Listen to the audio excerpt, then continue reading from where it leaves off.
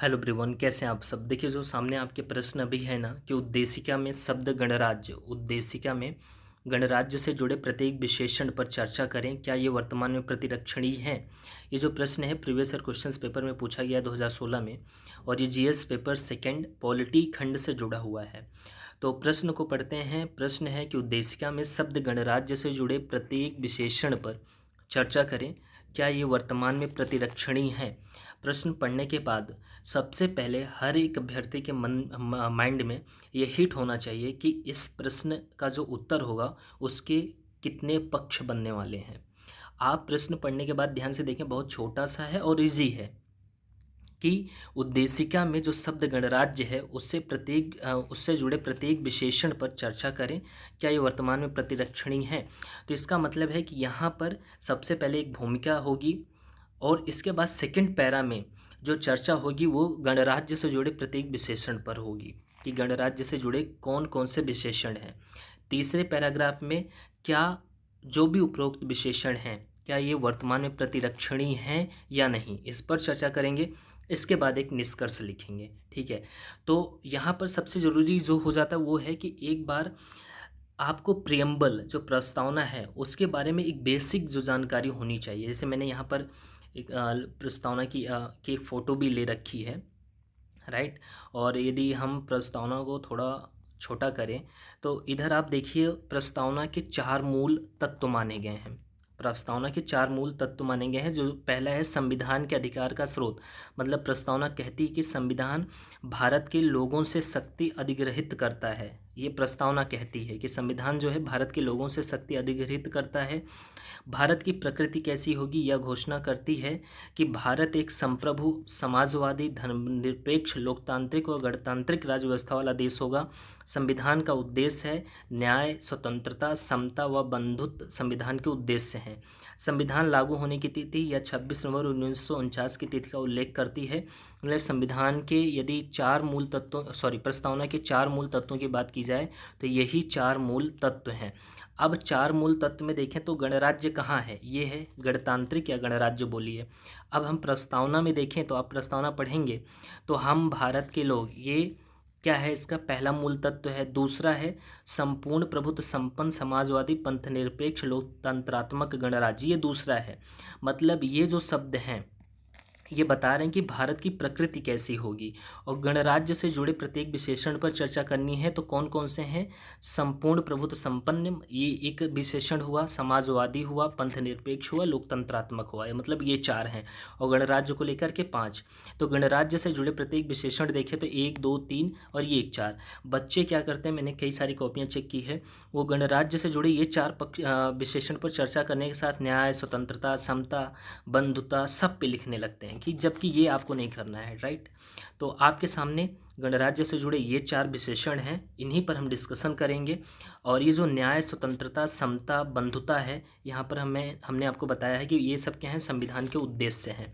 और 26 नवंबर 1949 को तिथि को ये लागू हुआ है संविधान। ठीक है, ये जो कि चौथा तत्व है प्रस्तावना का।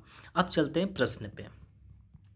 प्रश्न देखें कि एक सामान्य बच्चा या सामान्य विद्यार्थी जिसने अच्छे से रिवीजन नहीं किया है टॉपिक को या पेपर एग्ज़ाम देने के दौरान, तो क्या करेगा कि प्रश्न पढ़ने के बाद सबसे पहले उसके लिए ये सबसे सरल भूमिका होगी कि भारतीय संविधान की प्रस्तावना में निहित गणराज्य शब्द का अर्थ है कि राज्य का प्रमुख हमेशा अप्रत्यक्ष रूप से चुनकर निश्चित समय के लिए सत्ता में आता है, वो ये लिख देगा।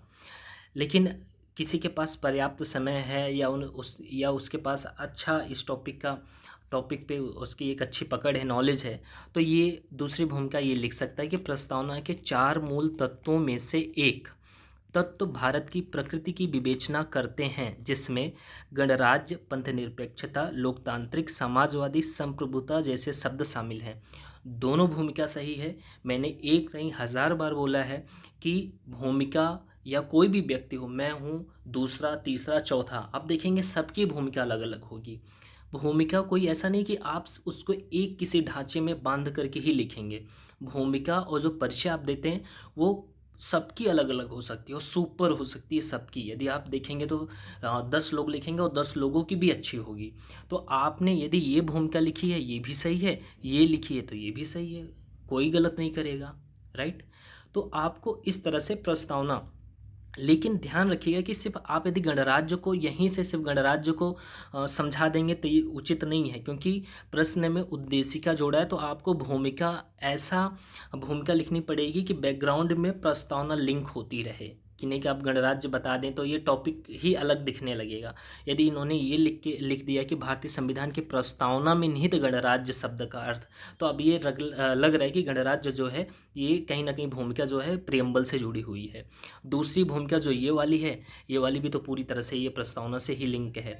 तो इस तरह से आपको कुछ भूमिका बनानी है। सेकेंड पैराग्राफ में अब प्रत्येक विशेषण पर चर्चा करते हैं। पंथ निरपेक्षता, मतलब आप प्रेजेंटेशन देखिए, जो उत्तर लिखा गया प्रेजेंटेशन कितना सुंदर है, राइट। मैं मानता हूँ कि यहाँ पर एक लाइन खींची जाती है जो यूपीएससी का आप एग्ज़ाम देते हैं, और एक साइड इधर भी लाइन खींची जाती है। हाँ, उसका थोड़ा उल्लंघन हुआ है, आप लोग को विशेष ध्यान देना होगा कि जो ये लाइन खींची जाती है ना, लिखा भी रहता है कि हाशिए के या लाइन के इधर ना लिखें, ठीक है। ऊपर आप देखेंगे तो यहाँ पर लिखा भी रहता है, आप जो सीट होती है आंसर सीट देखेंगे वहाँ पर लिखा रहता है, तो आप लोग को इसका पालन करना है। लेकिन प्रेजेंटेशन जो प्रस्तुतिकरण होना चाहिए कुछ इस तरह से होना चाहिए। कितना अच्छा लगता है पढ़ने में, और एग्जामिनर को सहूलियत होती है कि वो फटाफट पढ़ता है और अच्छे नंबर आपको दे देता है, कि गज़ब उसको मेहनत भी नहीं करनी पड़ी और फटाफट देख लिया। कुछ लोग खिचड़ी पका देते हैं, ऐसे खिचड़ी पकाएंगे कि कहाँ पैराग्राफ ख़त्म हो रहा है, कहाँ शुरू हो, कौन सा नया बिंदु है, कुछ समझ में नहीं आता। तो प्रेजेंटेशन आपको बेहतर रखना है। तो गणराज्य से जुड़े जो विशेषण हैं, पंथ निरपेक्षता मैंने पहले लिखा है। पंथ निरपेक्षता को आप परिभाषित कर दिया छोटा सा कुछ समझा कर कि राज्य का कोई धर्म नहीं होगा, देश में सभी धर्म समान हैं और उन्हें सरकार समान समर्थन प्राप्त है। लोकतांत्रिक क्या है इसको समझा दीजिए, जहाँ न्यायपालिका की स्वतंत्रता होगी, वयस्क मताधिकार होगा, भेदभाव का अभाव होगा, आदि होगा। लोकतांत्रिक शब्द को परिभाषित करते हैं वो लोकतांत्रिक देश होगा। समाजवाद को परिभाषित कर दीजिए, उत्पादन के प्रमुख साधनों मतलब पूंजी, जमीन इत्यादि पर सार्वजनिक स्वामित्व या फिर वितरण में समतुल सामंजस्य हो। संप्रभुता का मतलब होता है वही संपूर्ण प्रभुत्व संपन्न, कई बच्चे नहीं समझ पा रहे होंगे, मैं दिखा दूं, यही संपूर्ण प्रभुत्व संपन्न को संप्रभु कहा गया है, संप्रभुता कहा गया है। भारत अपने आंतरिक और बाह्य मामलों का निस्तारण करने के लिए स्वतंत्र है। अब ये विशेषण, अब देखिए मैं यहाँ पर कि अब ये पैराग्राफ चेंज हो रहा है, ध्यान दीजिएगा। ये विशेषण प्रतिरक्षणीय है क्योंकि, अब क्योंकि है हम बताएंगे डिफेंडेबल क्यों है ये विशेषण। देखिए सबसे पहले यहाँ पंथ निरपेक्षता थी, तो हम सबसे पहले पंथ निरपेक्षता को ही समझाएंगे। भारत में बढ़ रही धार्मिक कट्टरता, सांप्रदायिक दंगे आदि का शमन करने के लिए पंथ निरपेक्षता प्रतिरक्षणीय है। यदि पंथ निरपेक्ष राज्य नहीं होगा ना, तो धार्मिक कट्टरता और सांप्रदायिक दंगे और बढ़ने लगेंगे। क्यों बढ़ने लगेंगे ये सब डिस्कशन करूंगा तो वीडियो बहुत लंबा होगा। आपने क्लास में या जहाँ पर भी जब भी आपने पढ़ा होगा तो ये समझाया गया होगा, ये पंथ निरपेक्ष यदि राज्य या देश न रहे तो देश में क्या स्थिति पैदा हो सकती है। तो पंथ निरपेक्षता जो ये विशेषण है ये प्रतिरक्षणीय है, इसका प्रतिरक्षण होना चाहिए। और क्यों होना चाहिए? क्योंकि धार्मिक कट्टरता और सांप्रदायिक दंगे बढ़ सकते हैं। देश पंथ निरपेक्ष होने के बावजूद भी आप देख सकते हैं कि उदयपुर की कन्हैयालाल हत्याकांड, दिल्ली के जहांगीरपुरी की घटना, ये सब तब भी हो रही हैं। और मैंने इसके पहले एक वीडियो बनाया था, आपको बताया था कि आप करंट अफेयर्स चाहे जितना पढ़ लीजिए, आप किसी भी टॉपिक को चाहे जितना पढ़ लीजिए, जब तक आप कंटेंट को डिलीवर करना नहीं जानेंगे ना, आप कुछ नहीं कर पाएंगे। आप पीटी पास कर लेंगे लेकिन मेंस का एग्ज़ाम नहीं क्वालिफाई कर पाएंगे। आपके पास ज्ञान बहुत होगा लेकिन आपके पास जो ज्ञान है उसका डिलीवर आप मेंस आंसर राइटिंग में नहीं कर पाएंगे। इसलिए डेली आंसर राइटिंग या हफ्ते में जो भी मैं करवा रहा हूँ उसको आप ज्वाइन करके रखिए, मतलब 3 से 4 आंसर जो भी अपलोड करूँ उसको अच्छे से समझिए। यहाँ पर मैंने जो विषय से संबंधित कंटेंट है उसको भी लिखा है, साथ ही साथ यहाँ करंट अफेयर से संबंधित जो चीज़ें हैं कंटेंट है उसको भी डिलीवर कर दिया है। तो ये तरीका सीखिए यहाँ से, और कुछ भी नहीं है। और दूसरा देखिए, अब यहाँ पर दूसरा है लोकतांत्रिक, ठीक है।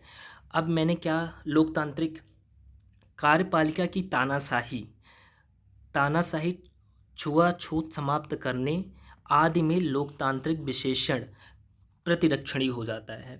आप देखिए तो 10 वर्ष में, यदि करंट अफेयर्स का है ये जो मैं कंटेंट यहाँ लिखा हूँ कि कार्यपालिका की तानाशाही, देखेंगे कि 10 वर्ष में मात्र 3 लोगों को क्षमादान दिया है कार्यपालिका ने, जबकि 400 लोग प्रतिरक्षारत हैं। अध्यादेश का दुरुपयोग हो रहा है। छुआछूत समाप्त करने में लोकतांत्रिक विशेषण प्रतिरक्षणी है, क्योंकि छूत देखेंगे राजस्थान में टीचर द्वारा दलित बच्चे को पीट पीट करके मार दिया जाता है, जबकि वो बच्चा दलित वर्ग का था और उसने टीचर के मटके से पानी पी लिया था। आप देखेंगे तो यहाँ पर मैंने क्या लिखा है कि न्यायपालिका की स्वतंत्रता, वयस्क मताधिकार, भेदभाव का अभाव। तो ये जो आप नीचे प्रतिरक्षणी बताएं या उदाहरण दें, तो यहाँ से भी लिंक होना चाहिए। जैसे भेदभाव का अभाव यहाँ मैंने लिखा है ना लोकतांत्रिक की विशेषता में, तो भेदभाव का अभाव, तो यहाँ मैंने देखिए कहीं ना कहीं करंट अफेयर्स भी लिंक कर दिया है। छुआछूत समाप्त करने में राजस्थान में टीचर द्वारा दलित बच्चों को पीट पीट कर मार देना, तो कहीं ना कहीं लिंक हो रहा है उससे। तो इस चीज़ पर भी ध्यान देना है आपको, ठीक है। आगे देखें, तीसरा समाजवाद है। भारत में बढ़ती आर्थिक सामाजिक असमानता, जैसे भारत में शीर्ष 10% आबादी राष्ट्रीय आय का 57% अर्जित करती है, बेरोजगारी दर 7.5 से 8.6% बढ़ जाना आदि के उन्मूलन में समाजवाद आज प्रतिरक्षणी है। उससे आज समाजवाद होना चाहिए। समाजवाद होगा तभी गवर्नमेंट क्या करेगी, मनरेगा या आत्मनिर्भर भारत अभियान हो गया या जितनी भी चल रहे हैं योजना उनकी समाज कल्याण के लिए, तभी चल पाएगी। नहीं तो यदि देश समाजवाद नहीं होगा या समाजवाद के सिद्धांत को नहीं अपनाएगा तो व्यवस्था बिगड़ सकती है। फिर इसके बाद आप देखें, समाजवाद के बाद क्या है, संप्रभुता है, राइट। तो यहाँ पर देखिए, किसी भी देश का उपनिवेश न बने भारत, किसी देश का उपनिवेश न बने भारत, इसलिए संप्रभुता प्रासंगिक है या प्रतिरक्षणी है। फिर इसके बाद ये एक लास्ट है, आप देखिए, भारत देश की भाषाई धार्मिक विविधता, ये गणराज्य से जुड़ा है, क्योंकि आप यदि 4 विशेषण की चर्चा ऊपर कर दिए तो क्या गणराज्य की नहीं करेंगे। गणराज्य क्यों प्रासंगिक है वो भी तो बताना होगा। नहीं तो आपको मालूम हो कि लोकतांत्रिक जो व्यवस्था होती है ना, लोकतांत्रिक व्यवस्था को 2 भागों में बांट सकते हैं। एक आप बांट सकते हैं गणराज्य में, और दूसरा आप बांट सकते हैं गणराज्य, और दूसरा याद नहीं आ रहा है यार नाम। गणराज्य में आप देखेंगे प्रत्यक्ष अप्रत्यक्ष रूप से जो राज्य के प्रमुख होते हैं वो चुन के जाते हैं, और दूसरा यहाँ राजशाही कह सकते हैं, हाँ राजशाही, राइट। राजशाही जैसे ब्रिटेन में है, वहाँ पर आप देखेंगे जो राज्य का प्रमुख होता है ना वो वंशानुगत होता है। तो लोकतांत्रिक व्यवस्था भी 2 प्रकार की होती है।